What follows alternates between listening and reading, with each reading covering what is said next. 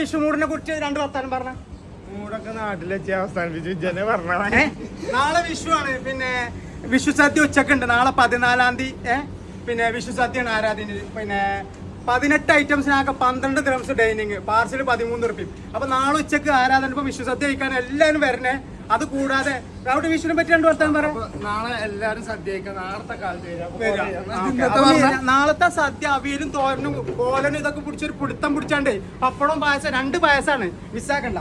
അപ്പൊ നാളെ എന്തായാലും വരണം കേട്ടോ, മറക്കരുത്. ഇന്ന് സദ്യ പറഞ്ഞുതരാം. അന്ന് നല്ല മൈസൂർ രസം ഉണ്ട്, വെണ്ടക്കന്റെ മോരുകറി ഉണ്ട്, വെള്ള കാബേജ്, ചുവന്ന ചീര, മുരിങ്ങക്കായന്റെ സാമ്പാറുണ്ട്, പാൽപ്പായസം സേമിനും പിന്നെ സാബൂനരി ഇട്ടാനുണ്ട്, പിന്നെ പച്ച മോരുണ്ട്, പിന്നെ പപ്പടം, മോട്ട, ബാരിക്ക്, ചപ്പാത്തി, പൂരി. അത് കൂടാതെ മഷ്റൂം ബിരിയാണി ഉണ്ട്, ടൊമാറ്റോ റൈസ് ഉണ്ട്, കർഡ് റൈസ് ഉണ്ട്.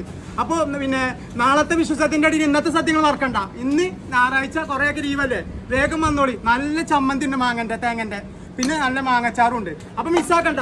ഓക്കെ, അപ്പൊ നാളെ വരും.